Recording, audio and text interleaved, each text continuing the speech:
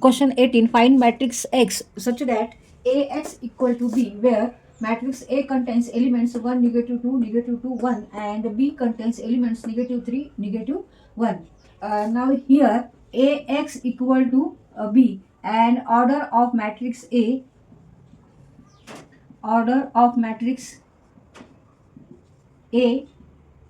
is 2 by 2, is 2 by 2, 2 rows and 2 columns, and order of B is 2 rows and 1 column. Therefore order of matrix B is 2 rows and 1 column. Therefore order of matrix X is 2 rows and 1 column, 2 rows and 1 column. तर इथे Ax equal to be आहे आणि ए ची order काय आहे 2 by 2 आहे.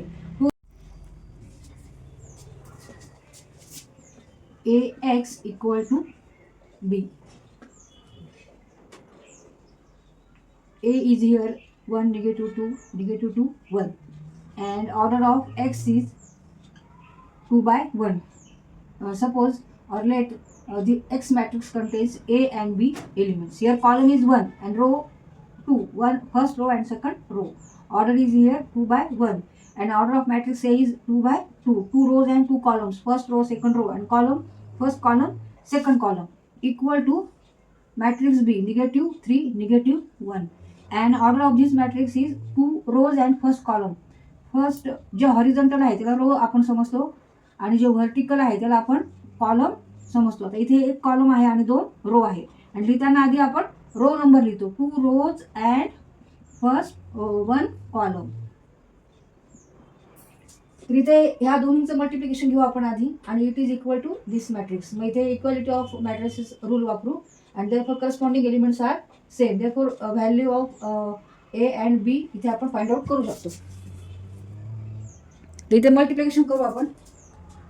पहिल्या रोनी first कॉलमला मल्टिप्लाय करायचे. इथे 1 आणि निगेटिव्ह 2 फर्स्ट रो मध्ये एलिमेंट्स आहेत, आणि कॉलममध्ये ए आणि बी हे एलिमेंट्स आहेत. 1 into a means a, and negative 2 into b means negative b. हा पहिला एलिमेंट निघाला. दुसरा एलिमेंट काढायचा आपल्याला. तर सेकंड रोनी फर्स्ट कॉलमला मल्टिप्लाय करायचं. Negative 2 into a, negative 2 into a, negative 2a, plus 1 into b means b, equal to negative 3, negative 1. तिथे हे दोन्ही मॅट्रिक्स कसे सेम आहेत. त्यामुळे इथे आपण कोणता रूल वापरतोय, equality of matrices gives corresponding elements are equal. A minus 2b equal to negative 3, ह्याला आपण इक्वेशन फर्स्ट म्हणू, आणि negative 2a plus B equal to negative 1, असे 2 इक्वेशन आपल्याला मिळाले. आता 2 इक्वेशनचा वापर करून आपण ए आणि बी ची व्हॅल्यू काढू शकतो. आता इथे ए आहे, इथे 2a, तर इथे आपण ह्या इक्वेशनला 2 ने काय करू, मल्टिप्लाय करू आणि मग ॲड करू. किंवा असे करू शकतो आपण, सेकंड इक्वेशनला इथे 2 ने मल्टिप्लाय करता येतं, म्हणजे हे 2b होईल आणि हे निगेटिव्ह 2b, म्हणजे कट होतील आणि ए ची व्हॅल्यू. आता इथे आपण बी ची व्हॅल्यू काढतोय आधी. तर इथे फर्स्ट इक्वेशनला आपण मल्टिप्लाय करतोय 2 ने, मग देअरफॉर 2a मायनस 4b. तर ह्या पूर्ण इक्वेशनला आपण 2 ने मल्टिप्लाय करतोय, मग पूर्ण इक्वेशनला मल्टिप्लाय करायचे. ए मायनस 2b, LHS आणि RHS दोन्ही साईडला मल्टिप्लाय करायचे. मग 2a minus 4b equal to minus 6. ह्याला आपण थर्ड इक्वेशन म्हणू. आता 2 आणि 3, 2 आणि 3 ह्या इक्वेशनचा इथे वापर करायचा आहे. Equation 2 and from equation 2 and equation 3, negative 2a plus b equal to negative 1 and 2a minus 4b equal to minus 6. आता ह्या दोन्हींची ते ॲडिशन केली तरी जमते. मग 2 प्लस 3 करायचे, इक्वेशन 2 प्लस इक्वेशन 3 करायचे, इक्वेशन 3. ह्या दोन्हींची ॲडिशन करतोय, मग सगळीकडे ॲडिशन करायची. याचं साईन काही चेंज करायची नाही. मग 2a, negative 2a plus 2a equal to 0, 0. b minus 4b, b minus 4b minus 3b, and minus 1 minus 6 means minus 7, minus 7. मग इथे निगेटिव्ह आहे, इथे निगेटिव्ह आहे, मग इथे आपण पॉझिटिव्ह घेऊ शकतो दोन्हीकडे. 3b equal to 7. Therefore b equal to 7 divided by 3. तर इथे आपण b ची व्हॅल्यू काढली, a ची व्हॅल्यू काढायची आता. b equal to 7/3.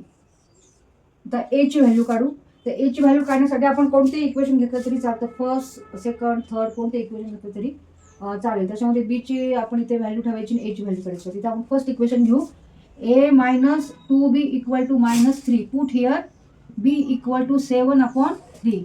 मग a minus 2 into 7/3 equal to -3.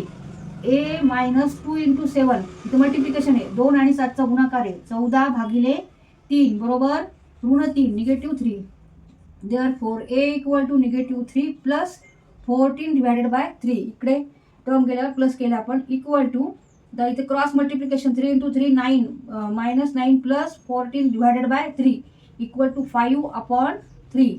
14 minus 9 14 वजा 9 बरोबर 5. 5/3.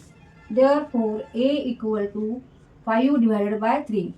a बरोबर आहे 5/3. Answer a equal to 5/3 5/3 and b equal to 7/3.